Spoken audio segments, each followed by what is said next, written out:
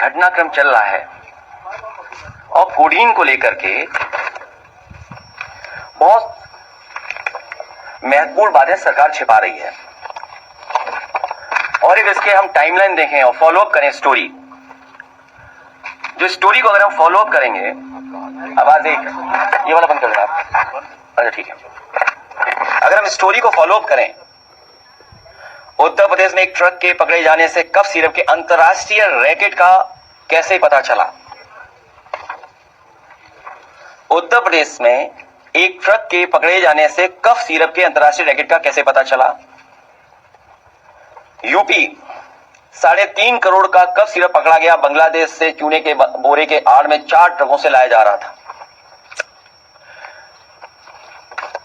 36 जिलों में 118 से अधिक एफआईआर, यूपी में कफ सिरप का काला कारोबार। पढ़े इस कांड की पूरी कहानी।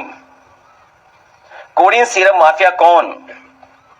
5 तरह के फर्जी फर्म, पूर्वी यूपी एवं बांग्लादेश, हब और नेक्सस।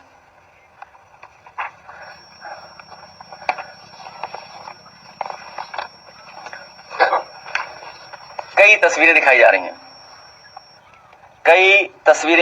रही हैं, तो अगर हम तस्वीरों का ही सब कुछ ठीक मान लें और मेरे साथ खड़ा होने वाला ही अगर माफिया है, तो मेरी तस्वीर तो मुख्यमंत्री जी के साथ भी है, मेरी तस्वीर डिप्टी सीएम साहब के साथ भी है, मेरी तस्वीर दूसरे हाफ उनके साथ भी है। तो अगर मेरी तस्वीर और मुख्यमंत्री जी की तस्वीर आप देखते हैं, तो माफिया किसको पाएंगे आप?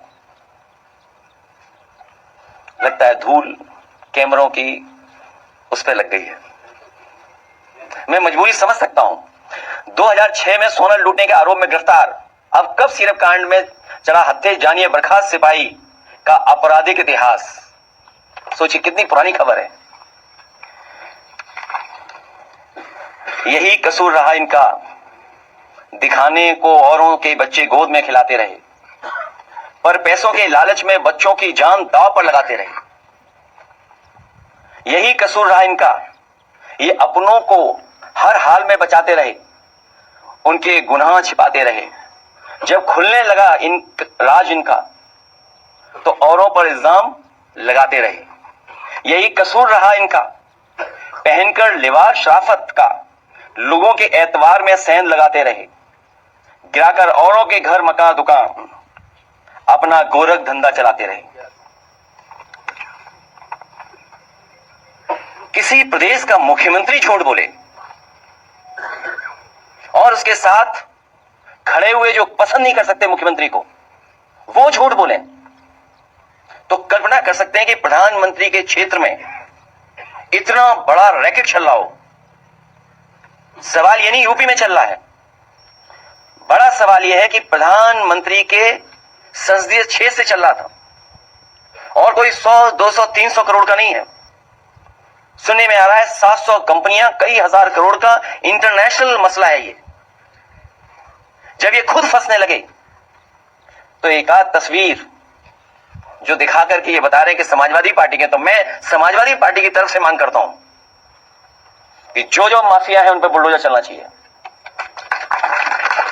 अगर वो समाजवादी पार्टी का है जिसकी तस्वीर उन्होंने दिखाई है, जिसका कई हजार स्क्वायर फीट में, कई हजार स्क्वायर फीट में घर है, जिसमें वैल्यूएशन करने वाले भाग गए, और फिर उससे जुड़े हुए जितने माफिया हैं और जो अधिकारी हैं, आप कंफ्यूज मत होइएगा।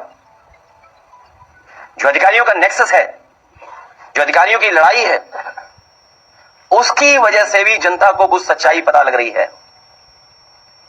अगर कानपुर का अखिलेश दुबे की कोई जान बचा रहा है, तो यही समाजवादी पार्टी है। समय समय पर उठाने की वजह से उसकी जान बची हुई है, और पूरी सरकार लगी है कि उसको और कैसे बचाया जाए। उत्तर प्रदेश में तो कमाल चल रहा है। इसलिए हमारी समाजवादी पार्टी की तरफ से मांग है, और हमारी तरफ से मांग है कि जिनको आप समाजवादी पार्टी का बता रहे हैं, कालीन भैया, कोडीन भैया, जितने लोग हैं, उन सब पे बुलडोजर चलना चाहिए। क्योंकि सवाल देश के प्रधानमंत्री जी के लोकसभा के क्षेत्र का है, वहां से ये नेटवर्क चल रहा था। उसमें जितने लोग शामिल हैं, हजारों करोड़ का जिन्होंने खेल किया है, उन सब पे बुलडोजर चलना चाहिए। लीडर पोजीशन भी यही मांग करेंगे। खत्म हुई बात।